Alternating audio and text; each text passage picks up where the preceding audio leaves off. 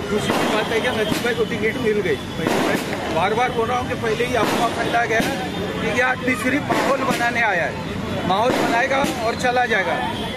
क्योंकि मुखालफिन ने पूरी कोशिश की थी कि नजीब भाई को टिकट यहाँ पर किसी तरीके से ना मिले, लेकिन कहते हैं ना कि अल्लाह ताला की जो मसलहत है वो अल्लाह ही जानता है, और अल्लाह ताला ने अगर उनके मुकद्दर में टिकट लिखा था तो उसको कोई काट भी नहीं सकता था, लेकिन लोगों ने पूरी कोशिश की। कहना तो ये चाहूंगा कि ये इंशाल्लाह पहला जश्न है। अभी पूरे शहर में, पूरे मुमरा के अलग अलग इलाकों में जो है ना ये जश्न और ये खुशी की लहर दौड़ेगी और पूरा मुमरा देखेगा इंशाल्लाह। रही बात फॉर्म मिलने की, तो हमारी तरफ से नजीब मुल्ला साहब को बहुत बहुत मुबारकबाद। मैं हाजी इरफान, आप देख रहे हैं CNN टीवी न्यूज। आइए दर्शकों, आज चलते हैं आज की मुख्य खास खबर की तरफ।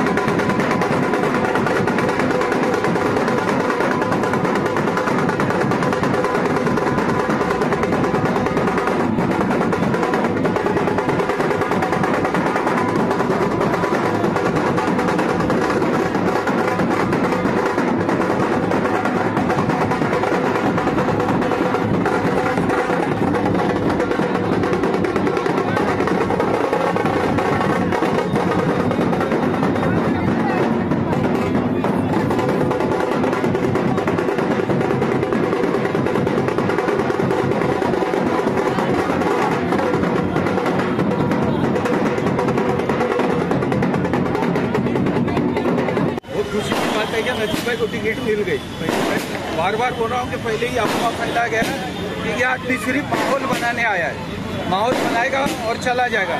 लेकिन आप देखिए मुमरा कौसा में माहौल भी बना, इसके बाद अफवाह फैलाई गई इसको टिकट नहीं मिलेगी, ये टिकट किसी और को जाने वाली है। लेकिन अल्लाह का ऐसा अब टिकट भी मिल गई और इसके बाद आप देखोगे ये अफवाह फैलाई जा रही है कि इसको खारे गाँव से वोट नहीं मिलेगा, ये मुल्ला है। और इधर इसको अफवाह फैलाई जा रही है कि ये बीजेपी वाला है। आप 23 तारीख को देखेंगे इससे बड़ा जश्न होगा मुमरा कौसा में। जफर भाई, आज नजीबुल्लाह भाई को टिकट कंफर्मेशन हो गया है और खुशियां मनाई जा रही हैं आपकी पार्टी की तरफ से, इस मौके पे क्या कहेंगे आप?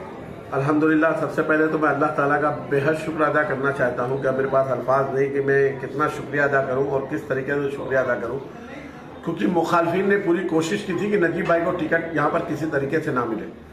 लेकिन कहते हैं ना कि अल्लाह ताला की जो मसलहत है वो अल्लाह ही जानता है, और अल्लाह ताला ने अगर उनके मुकद्दर में टिकट लिखा था तो उसको कोई काट भी नहीं सकता था।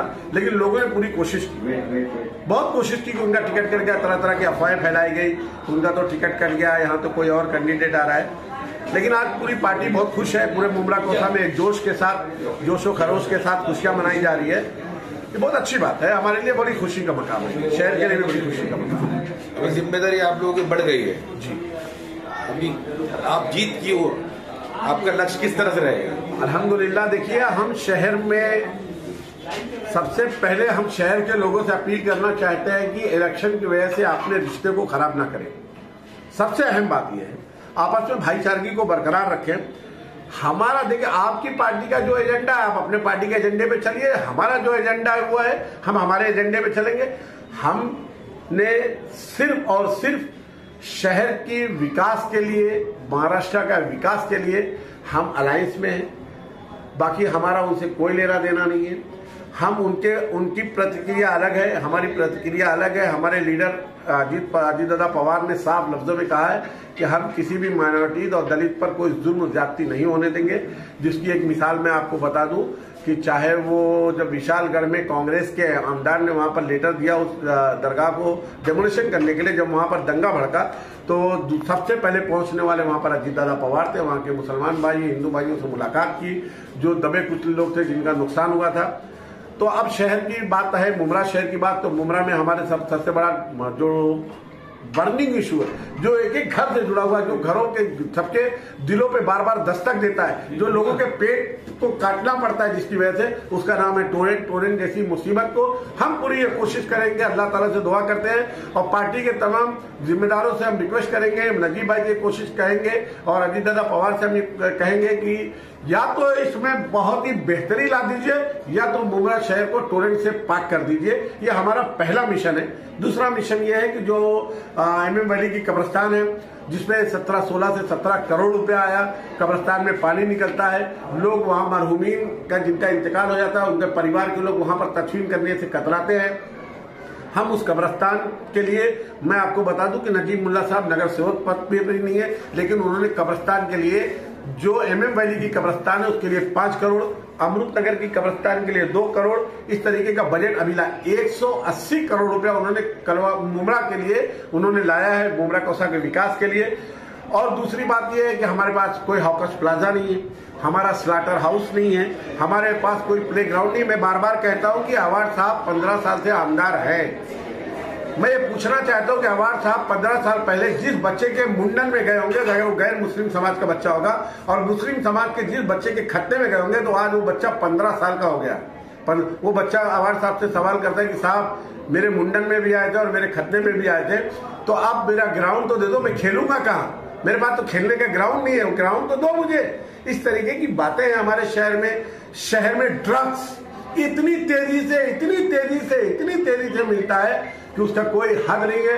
शहर के लोगों से अपील है, ड्रग्स लाने वाले, ड्रग्स बेचने वाले को, बचाने वालों को खिलाफ अब की बार आप लोग 2024 में नजीब मुल्ला की शक्ल में जो आपका बेटा, भाई, आपका खादिम, आपका नौकर, आपका गुलाम आपके दरमियान में आया है, हमने उसके कामों को देखा है। और मैं बता दूं, पूरे थाना डिस्ट्रिक्ट में उसके जैसा मुस्लिम कायदत करने वाला कोई बंदा नहीं है, उतना जिगर वाला, उतना काम करने वाला। अब की बार गुमराही में ना आते हुए 15 साल बाद जिन लोगों ने मुमरा कौसा को अपनी प्रॉपर्टी समझ के रखा है, अपना 7/12 समझते हैं, उन लोगों को अपनी बार ये सबक सिखाएं कि नजीमुल्लाह साहब शहर में आ गए, वो शहर का विकास करेंगे, लड़ाने का काम नहीं करेंगे, मेल मोहब्बत के साथ रहेंगे। दूसरी बात, उनकी निशानी घड़ी है, हम घड़ी में थे, घड़ी में है, हमारी निशानी यही है, नजीब भाई की निशानी यही है, अजीत दादा पवार की निशानी यही है, और मुमरा कौसा ने 15 साल इसी घड़ी की निशानी को वोट दिया है। मेरी शहर के लोगों से अपील है कि अब की बार एक बार फिर से नजीब भाई की शक्ल में जो आपका बेटा, आपका खादिम, आपका नौकर, आपका गुलाम, आपका खादिम, आपका दुख दर्द समझने वाला, दो समाज को लेकर जोड़कर चलने वाला ऐसे इंसान को आप अब की बार कामयाब बने इंशाअल्लाह। हाउस में जाने के बाद उद्धव ठाकरे जैसा आदमी जब खड़े होकर के बोलेगा कि बाबरी मस्जिद हमने गिराया, हमको गर्व है, तो नजीमुल्लाह जैसा आदमी उसको मुंह तोड़ जवाब देगा। ऐसे शख्सियत को इंशाअल्लाह हाउस में भेजने की कोशिश करेंगे। ये बार अवार्ड साहब के सामने एक बहुत ही स्ट्रांग विपक्ष के तौर पे नजीबुल्लाह साहब सामने आ रहे हैं। कलवा के अंदर पोजीशन क्या है? लोगों में, शहर में चर्चाओं का ये बाजार गर्म है कि कलवा के अंदर अवार्ड साहब की पोजीशन बहुत अच्छी है, क्योंकि वहां पर ज्यादातर तबका हिंदुओं का है। तो हिंदू लोग जो मुसलमान को वोट नहीं देंगे, तो वहां पर आप किस तरह से वहां की पब्लिक? मैं आपको कुछ बातें बता दूं कि हमारे साथ विशु भगत आगरी समाज के, संगीता दोने आगरी समाज की, रूपाली गोटे दलित समाज की, मनीषा भगत आगरी समाज की, मुसलमान, तमाम हिंदू मुसलमान मिलकर के उनको इलेक्शन लड़ा रहे हैं। ऐसा कुछ भी नहीं है, ये गुमराहियत कर रहे हैं लोग, ये अफवाह फैला रहे हैं। जब हम 15 साल की पब्लिक, सुनिए ना, जब मुमरा कोसा की आवाम, अवार्ड साहब 2009 में जब इलेक्शन लड़े थे, तो वही कलवा भले, अगर आप सवाल ये कह रहे हैं तो मैं उस पर जवाब देना चाहता हूँ। वो हिंदू समाज के हैं, कलवा में हिंदू समाज की बड़ी तादाद है, उनको 15,000 वोट कम दिया उन्होंने, और मुमरा कोसा की आवाम ने उनको जिताया। तो जब हम उनको 15 साल से वोट देते आ रहे हैं, तो मुमरा कलवा की भी आवाम ये समझ गई है कि अब की बार परिवर्तन जरूरी है। वो ये सब जात पात धर्म नहीं देखेगी, वो विकास को देखेगी। विकास को देखते हुए नजीब भाई का साथ देगी इंशाअल्लाह। और अभी एक चीज और बता दूं, अवार्ड साहब बोलते हैं कि मैं सेकुलर लीडर हूं। अगर सेकुलर लीडर थे तो वैशाली दरेकर, जो इंडिया अलायंस की कैंडिडेट थी, जिसकी निशानी थी, वो क्या नाम था उसकी निशानी का, मशाल। तो अगर वो कलवा में के लोग उनसे बहुत प्रभावित हैं, बहुत खुश थे। आज पार्टी ऑफिस पे नजीमुल्लाह साहब को टिकट मिली है घड़ी की तरफ से कलवा मुमरा विधानसभा इलेक्शन की, तो क्या कहना चाहोगे? एक जश्न मनाया गया आपके ऑफिस पर, इसको लेकर कहना तो ये चाहूंगा कि ये इंशाल्लाह पहला जश्न है। अभी पूरे शहर में, पूरे मुमरा के अलग अलग इलाकों में जो है ना, ये जश्न और ये खुशी की लहर दौड़ेगी और पूरा मुमरा देखेगा इंशाअल्लाह। रही बात बी फॉर्म मिलने की, तो हमारी तरफ से नजीमुल्लाह साहब को बहुत बहुत मुबारकबाद। एक अजीब सी कैफियत हो रही है जो 2009 में हुई थी, जब टिकट मिला करके सुना था हमने। बस वैसा ही एहसास अभी भी हो रहा है कि बदलाव आने वाला है इंशाअल्लाह। अजीज भाई, एक चीज मैं पूछूंगा आपसे नजीमुल्लाह की तरफ से कि शहर में ये अफवाह थी कि नजीमुल्लाह को टिकट मिलेगा कि नहीं मिलेगा, अलग अलग तरह की बातें हो रही थी। आज उनको टिकट मिल गया है, कंफर्म हो गया है, तो इसके बारे में आप बताएंगे? देखिए, ये तो मतलब वो बोलते हैं ना बम्बईया भाषा में कि माल बेचना, माल खरीदना, यानी अफवाहें फैलाना, ये वो सब चल रहा था ताकि लोगों का माइंड जो है ना डाइवर्ट ना हो। लेकिन अल्हम्दुलिल्लाह पिछले 6 महीने से हम लोग नजीब भाई के लिए यहाँ पे, और नजीब भाई खुद अपने लिए मुमरा कोसा की गली कूचे में घूम घूम के अपने लिए मेहनत कर रहे, अपनी पहचान उन्होंने ये 6 महीने में मुमरा में आके बनाई है। और आज ऐसी पहचान बनाई है कि हर बच्चा आपने बाहर देखा होगा कि बच्चा नजीब भाई को पहचान रहा है। ये पहचान ना बने, इसी को काटने के लिए जो है ना ये सब अफवाहें चली जा रही है। अच्छा, नजीब भाई का मुद्दा क्या होगा? इनके चुनाव का मुद्दा क्या होगा? क्या रणनीति अपनाएगी? रणनीति तो जीत की होगी और मुद्दा डेवलपमेंट का होगा, जो यानी पिछले 15 साल से सिर्फ बोला गया, हुआ नहीं। आप लोग भी पुराने पत्रकार हो, आप लोग को मालूम होगा कि कितने वादे क्या बोला गया नहीं हुआ। जैसे स्लॉटर हाउस आज भी मुकम्मल नहीं है। कब्रिस्तान का तो अल्लाह खैर करे, ऐसा मामला है कि उसमें उनको छोड़ो, उनके साथ में जो हमारे लोग मुलविस थे उनको अपनी आखिरत का सोचना चाहिए, गौरव फिक्र करना चाहिए कि क्या होगा हमारा आखिरत में। आज हमारी मरहूम मैयतें जो है ना, कीचड़ में दफन है। आज तदफीन करने जाते हैं, गड्ढा खोदते तो उसमें से पानी निकलता है, काला पानी, वो देख देख के लोगों के आंसू आते हैं। ऐसे कितने वीडियो बने, ये एक दो मिसालें मैं दे रहा हूँ जो नहीं हुआ। लाइब्रेरी देख लो, अभी कुछ दिन पहले उन्होंने ओपनिंग की, और जाके कलवा की लाइब्रेरी देख लो, यहाँ पे पत्रे के शेड में बनाया गया, और वहां पर जो है 2 मंजिला इमारत बनाई गई। ये डिफरेंस जो है, ये फर्क जो है, ये ऐसा क्यों?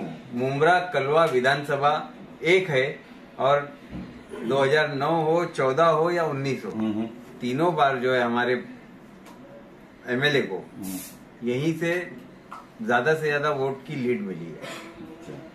नहीं, मुद्दा आपने जो बताया कब्रिस्तान का, हॉस्पिटल का, लाइब्रेरी का, इसमें मतलब सबसे जबरदस्त और बड़ा मुद्दा क्या होगा इस चुनाव में, इनकी रणनीति? देखो, मैं समझता हूँ कि सबसे जबरदस्त और बड़ा मुद्दा तो हमारे नौजवानों की आने वाली जिंदगी जो है ना, उस पे काम करने का।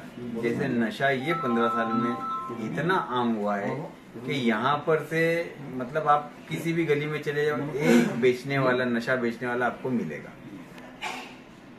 ये लोग बोल रहे हैं कि अवार्ड साहब के आने के बाद में क्राइम ब्रांच ने मुमरा में आना बंद कर दिया, एटीएस ने मुमरा में आना बंद कर दिया, ये सब। तो मैं बोलता हूँ ठीक है, बहुत अच्छी बात है, उसके लिए अवार्ड साहब का बहुत बहुत शुक्रिया। लेकिन इसी के पर्दे के आड़ में जो है यहाँ पे नशा जो बिकने लगा, एसीबी क्यों नहीं आ रही है, नारकोटिक्स क्यों नहीं आ रही है? यहाँ तो उनका आना जरूरी था ना। क्राइम वाले बंद हो गए ठीक है, लेकिन नशा आम हो गया तो तुम्हारा काम था नारकोटिक्स को हर गली में पहुंचाए, नारकोटिक्स डिपार्टमेंट को, वो उन्होंने किया नहीं।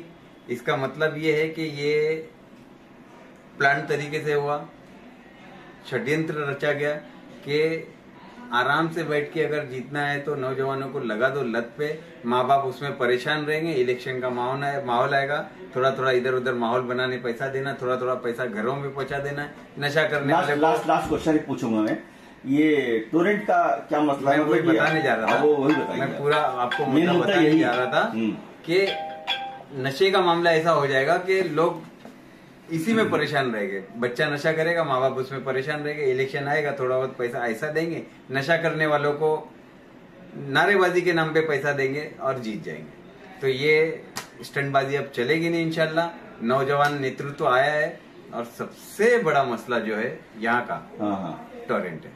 तो उसको वो टोरेंट आई कैसे यहाँ पे, थोड़ा इस पे खुलासा करिए।